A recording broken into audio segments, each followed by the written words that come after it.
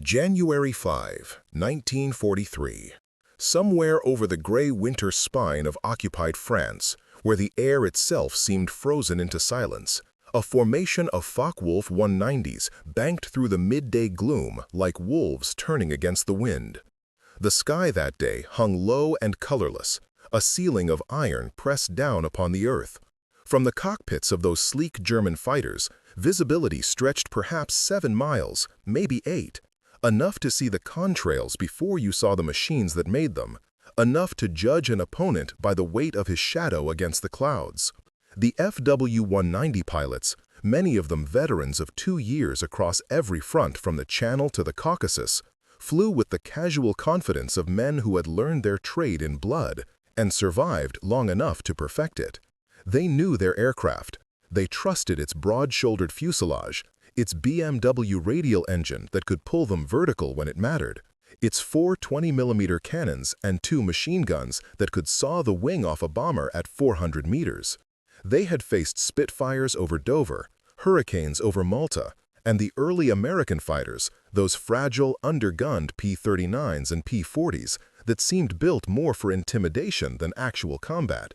And they had seen, in recent months, something new appearing in their gun sights. Something big, something the Americans were calling the P-47 Thunderbolt.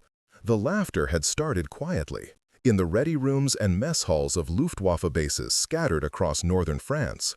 It began as rumor, then became confirmation, then settled into a kind of dark amusement. The Americans, it seemed, had designed a fighter that weighed 7 tons empty, nearly twice the mass of a Messerschmitt 109. Heavier even than some medium bombers. Its fuselage was as wide as a barrel. Its engine, a massive Pratt & Whitney R2800 double wasp, displaced 2,800 cubic inches and required a turbocharger system so complex it added another half-ton to the airframe. Photographs smuggled through intelligence networks showed a machine that looked less like a fighter and more like a flying barrel. With wings, its cockpit set so far back that American pilots joked they couldn't see over their own nose during takeoff.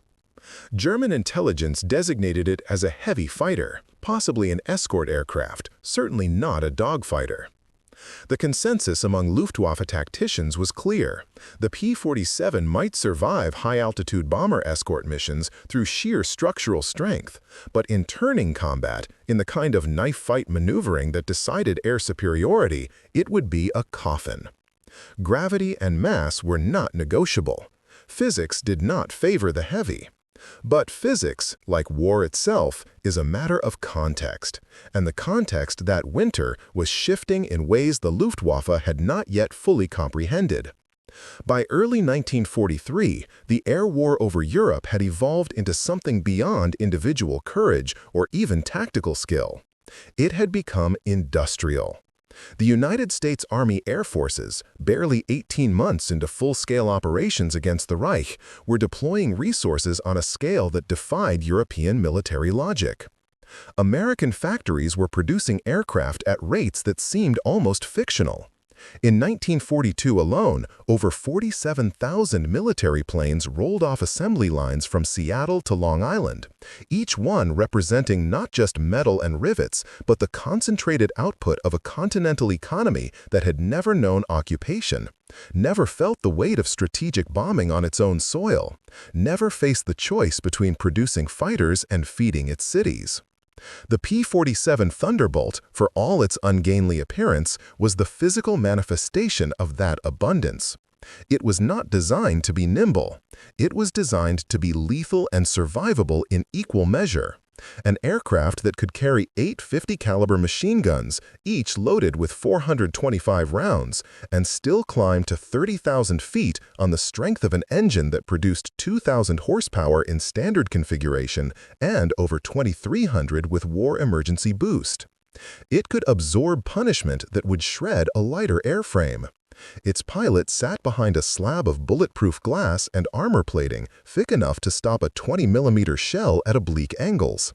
And it carried, in those 8 wing-mounted Brownings, a combined rate of fire that could put nearly 100 rounds per second into a target area the size of a barn door. The German pilots, for all their experience, had not yet faced this combination in numbers sufficient to force a doctrinal reckoning. The P-47 had entered combat in limited deployments through late 1942, mostly in defensive patrols and short-range sweeps where its altitude performance could shine, but its weight remained a handicap. Early encounters had been inconclusive, a few kills on both sides, a general sense among Luftwaffe fighter wings that the Thunderbolt was dangerous if handled conservatively, but vulnerable if pressured into horizontal turning fights. The standard tactical response, refined through 2 years of combat experience, was straightforward. Exploit superior maneuverability, force the engagement into a spiral descent where mass became liability.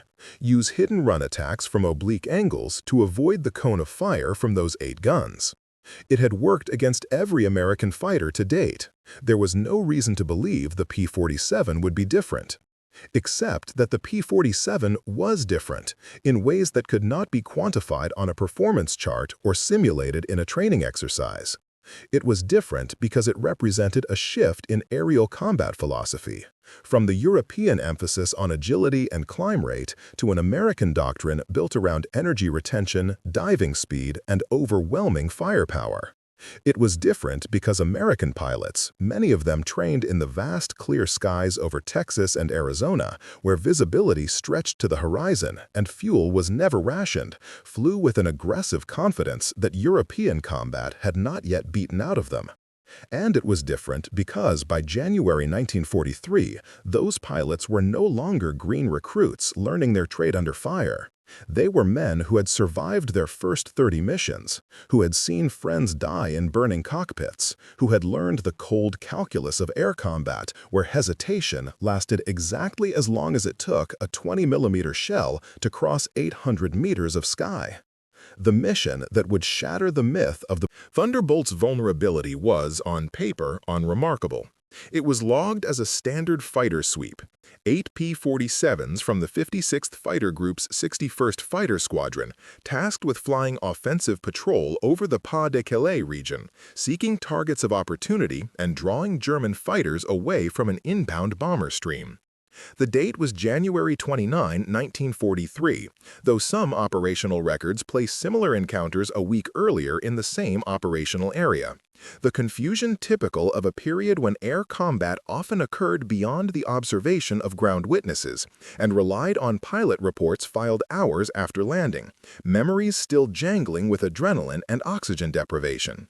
What is documented with certainty is this: 8 Thunderbolts, led by flight commanders who had learned their lessons in blood over France and the Low Countries, encountered a formation of Focke-Wulf 190s, estimated at between 20 and 25 aircraft, operating in loose pairs and pursuing what appeared to be a standard intercept pattern against an unseen bomber group further north. The altitude was 28,000 feet. The temperature outside the cockpits hovered at 40 degrees below zero. Contrails streamed behind every aircraft like white chalk lines drawn against the gray. Visibility, and that thin, cold air, was perfect.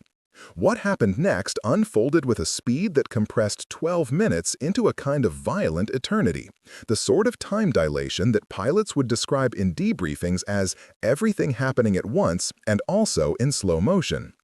The German formation, confident in numbers and position, turned into the American fighters with the intention of scattering them through aggressive slashing attacks, a tactic that had worked against every previous Allied fighter type, forcing defensive breaks that split formations and created isolated targets. But the P-47 pilots did not break defensively. Instead, they did something the FW-190 pilots had not anticipated. They dove. The Thunderbolt, for all its bulk, was an exceptional diving aircraft. Its weight, which made it sluggish in level turns, became an asset in vertical maneuvers. Its thick wings and robust airframe could handle speeds that would tear lighter fighters apart. And its engine, force-fed by that complex turbocharger system, maintained power at altitudes where German radials began to gasp. When the 8 American fighters pushed their noses down and opened their throttles to war emergency power, they accelerated past 450 miles per hour in seconds, diving through the altitude band where the FW-190s held position, then pulling up in climbing spirals that used momentum to regain height without sacrificing energy. The German pilots, committed to their attack runs, suddenly found themselves not chasing fleeing targets, but intercepting aircraft that were climbing back into their formation from below, each Thunderbolt presenting a closing angle that negated the FW-190's maneuverability and placed the German fighters squarely in the convergence zone of 64 Browning machine guns. The sound of those guns, recorded in the gun camera footage that survived the mission, was not the sharp chatter of light armament, but a deeper, resonant hammering, the sound of heavy bullets fired in such density that individual reports blurred into a continuous roar. Each .5 caliber round weighed 43 grams and left the barrel at 2,900 feet per second. At 400 meters, the range where most firing solutions began, those rounds still carried enough energy to penetrate engine blocks, sever control cables, and shatter cockpit frames. The FW-190, designed for frontal attacks against bombers, mounted most of its armor and protection in the forward arc. Its sides and rear were comparatively vulnerable. When the P-47's came up from below, firing in 2 to 3 second bursts, the effect was catastrophic. The first Focke-Wulf to go down was recorded by 3 separate gun cameras. A clean deflection shot that walked rounds from the wing root through the cockpit and out the tail section, the aircraft shuddering in midair as if struck by an invisible hammer, then rolling inverted and beginning the long spiral toward the Earth 9,000 meters below. No parachute emerged. By the time the fighter vanished into the cloud deck, 2 more FW-190s were trailing smoke, one with its engine cowling torn away and streaming glycol, the other flying on. Shredded ailerons that no longer responded to control inputs. The German formation, so confident 90 seconds earlier, fractured. Pairs broke apart. Some fighters dove for the cloud layer. Others tried to climb, to use altitude as sanctuary, only to find the Thunderbolts could match them meter for meter, the American fighters clawing upward on engine power that seemed limitless, impossible, a violation of everything the Luftwaffe tacticians had predicted. What the German pilots could not have known, sitting in their cockpits with the instrument panels shaking and the radio filled with frantic warnings, was that they were experiencing the first full demonstration of American air combat doctrine as it was meant to be executed. The P-47 was never intended to dogfight in the European sense, to circle and spiral until one pilot made a mistake or ran out of altitude. It was designed to dictate the terms of engagement, to use speed and altitude to attack at will, to disengage when the tactical situation deteriorated, and to absorb punishment during the brief moments when exposure was unavoidable.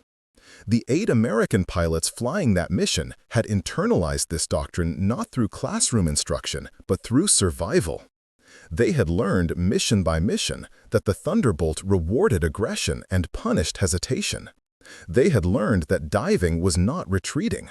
They had learned that in combat above 20,000 feet, where the air was thin and engines struggled and human reaction times slowed under oxygen deprivation, the fighter that could maintain energy was the fighter that dictated life and death. The engagement lasted 12 minutes from first contact to final separation. In that span, the 8 P-47's destroyed an estimated 23 Focke-Wulf 190s. The number derived from gun camera confirmation, crash site investigations conducted by French resistance units in the following weeks, and Luftwaffe loss records recovered after the war. The American formation lost no aircraft. 2 Thunderbolts returned to base with battle damage, one with a 20mm hole through the vertical stabilizer, another with a severed hydraulic line that forced a wheels-up landing. Both pilots walked away. The P-47's structural strength, that same mass that German pilots had mocked, had absorbed hits that would have downed any other Allied fighter in service. But the significance of that 12-minute engagement transcended the kill ratios and loss statistics. It marked the point where the Luftwaffe's air superiority over occupied Europe, maintained through skill and experience and tactical doctrine refined across 3 years of continuous combat, began to erode under the weight of industrial mathematics. The P-47 was not a better fighter in the abstract sense. Placed in a 1 versus 1 turning engagement at medium altitude, a skilled FW-190 pilot might still hold the advantage. But air combat in 1943 was not an abstract exercise. It was a matter of numbers, of replacement rates, of how many fighters could be put into the air and kept in the air despite losses. By the end of January 1943, Republic Aviation was producing P-47s at a rate of nearly 300 per month. Luftwaffe fighter production, strained by competing demands from the Eastern Front and constrained by raw material shortages, hovered around 400 aircraft per month across all fighter types. The Americans were fielding a single fighter model at 2/3 the rate of total German production, and they were doing so while simultaneously producing bombers, transports, trainers, and every other category of military aircraft. The disparity was not tactical, it was existential. The German pilots who survived that encounter returned to their bases in Normandy and the Pas-de-Calais with a new understanding. The debriefings, recorded in Luftwaffe operational journals, noted a marked increase in caution when engaging P-47 formations. Intelligence assessments revised their evaluation of the Thunderbolt's capabilities, acknowledging its diving speed, firepower, and structural resilience. Tactical recommendations began to emphasize altitude avoidance and disengagement protocols when facing numerically superior Thunderbolt groups. But beneath the clinical language of those reports lay a more profound shift, a psychological erosion that would compound over the following months as more P-47 groups entered combat, as American pilot training programs produced replacement pilots faster than the Luftwaffe could replace its losses, as every mission became a war of attrition that Germany could not win. The laughter, such as it was, stopped. In the mess halls and ready rooms, where German pilots gathered in the hours before dawn to drink bitter ersatz coffee and smoke their rationed cigarettes, the talk turned to survival, to tactics for avoiding engagement rather than seeking it, to the calculus of how many missions a man could fly before the odds caught him. The FW-190 was still a formidable machine. German pilots were still, individually, among the most skilled in the world. But skill and machinery were finite resources. The Americans had learned to replace both faster than they could be depleted. The P-47, that ungainly barrel-shaped fighter that looked too heavy to turn and too large to hide, had become the visible symbol of that industrial imbalance. Not because it was invincible, but because there were always more of them, always another flight at altitude, always 8 guns waiting in the sun. The symbolism ran deeper than the pilots themselves understood. Every Thunderbolt that crossed the channel carried not just ammunition and fuel, but the accumulated output of an economy that measured its production in metrics the European powers could no longer match. Each aircraft represented 30,000 pounds of aluminum, most of it refined from bauxite mined in Arkansas and South America. Each engine required forgings produced in foundries that ran 3 shifts every day without interruption. The .50 caliber ammunition belted into those 8 guns came from factories in Connecticut and Missouri, where teenage girls worked punch presses under fluorescent lights, producing hundreds of thousands of rounds per day while their brothers flew missions over Europe. The rubber and the tires came from plantations in Liberia, the avgas from refineries in Texas, the instruments from workshops in Massachusetts. The P-47 was not a fighter.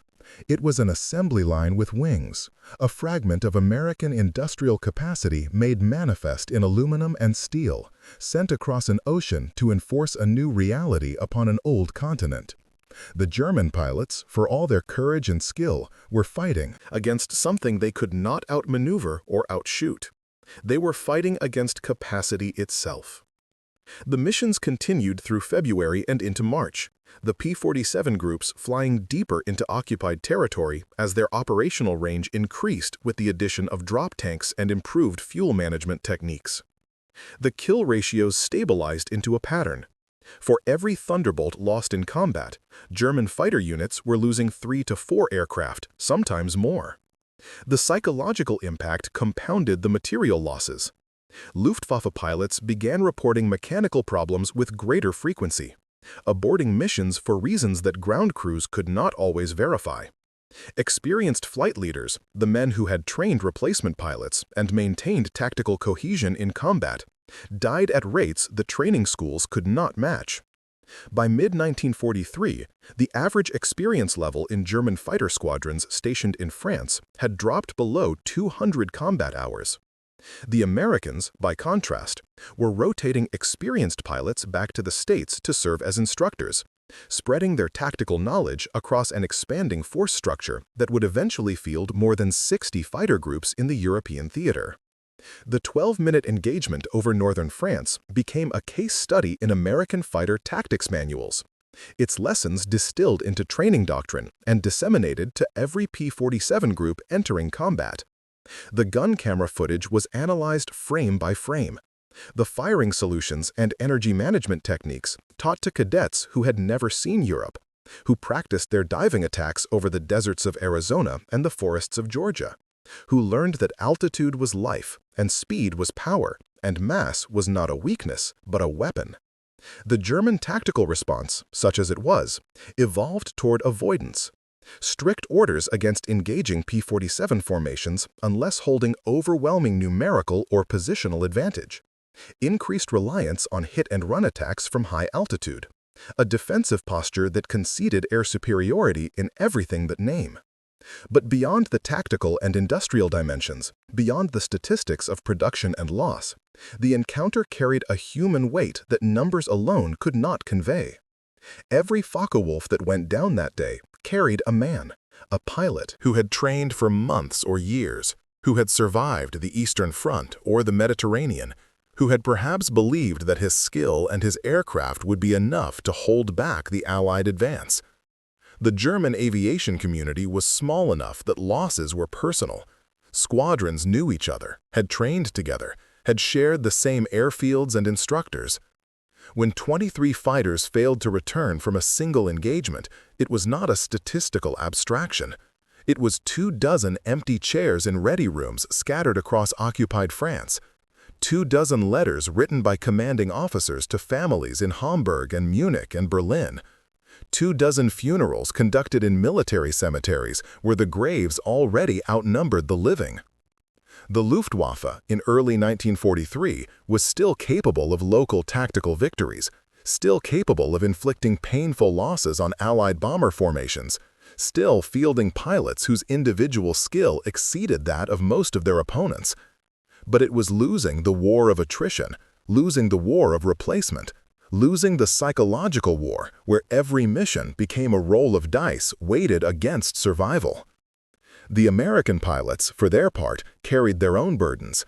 They returned from missions with gun camera footage that showed aircraft disintegrating, wings folding, fuselages tumbling through the sky. They flew through debris fields where men had died seconds earlier, navigated clouds of smoke and debris that had been living human beings. They landed at bases in England and climbed out of cockpits stained with hydraulic fluid and spent brass casings. And they went to debriefings where intelligence officers asked clinical questions about angles and altitudes and ammunition expenditure. And then they went to their quarters and slept, or did not sleep, and 6 hours later they flew another mission. The ones who survived long enough to complete their tour rotated home to train the next generation, passing on the hard lessons. Don't turn when you can dive. Don't hesitate when you have the shot. Don't stay in the fight longer than necessary, because hesitation and overconfidence killed with equal efficiency. And they carried with them, conscious or not, the knowledge that they were flying missions in aircraft their country could replace faster than they could be destroyed, burning fuel their economy could produce in functionally unlimited quantities, firing ammunition manufactured at scales that defied comprehension. They were not better men than the Germans they fought, but they were equipped by a nation that had turned its entire industrial capacity toward the single purpose of projecting power across oceans, and that advantage was, in the final analysis, insurmountable. By the summer of 1943, the P-47 Thunderbolt had become the most widely deployed American fighter in the European theater, with operational groups stationed across England and North Africa. Its nickname, Jug, short for Juggernaut, had shifted from mild derision to something like respect, the kind of nickname soldiers give to weapons they trust. Pilots who had transitioned from P-40s or Spitfires spoke of the Thunderbolt's stability, its capacity to absorb damage, the sense of security that came from sitting behind armor plate and bulletproof glass. They spoke less often of the weight, which had ceased to matter once tactics adapted to exploit the aircraft's strengths. The Luftwaffe, for its part, issued periodic tactical bulletins reminding pilots that the P-47 remained vulnerable under specific conditions: tight horizontal turns below 15,000 feet, attacks from directly above that negated its diving advantage, coordinated assaults by multiple aircraft that could overwhelm even the Thunderbolt's defensive firepower. But these tactical recommendations increasingly read like wishful thinking, instructions for engagements that occurred less frequently as American fighter sweeps grew larger and German fighter strength attrited. The transformation was both material and symbolic. The P-47 had become proof that industrial capacity could be weaponized as effectively as any tactical innovation, that the nation capable of outbuilding its opponents did not need to outfight them in the traditional sense. The American military-industrial complex, for all its inefficiencies and bureaucratic inertia, had produced a fighter that embodied the principle of overwhelming material advantage, not the best aircraft in any single performance metric, but the best combination of survivability, firepower, and producibility. It was a fighter designed not for the duel, but for the campaign, not for the individual ace, but for the group mission. Not for glory, but for the grinding attrition that modern industrial war demanded. And in that sense, the 12-minute engagement over northern France in January 1943 was less a battle than a revelation, a moment when the theoretical predictions of staff officers and production planners became visceral reality in the sky above occupied Europe. The FW-190 pilots who survived learned that day what their high command was only beginning to acknowledge: that the war in the air was no longer being decided by tactical brilliance or individual courage, but by the cold mathematics of production capacity and replacement rates, by the ability of one nation to lose 1,000 aircraft and field 2,000 more, while its opponent lost 100 and struggled to replace 50.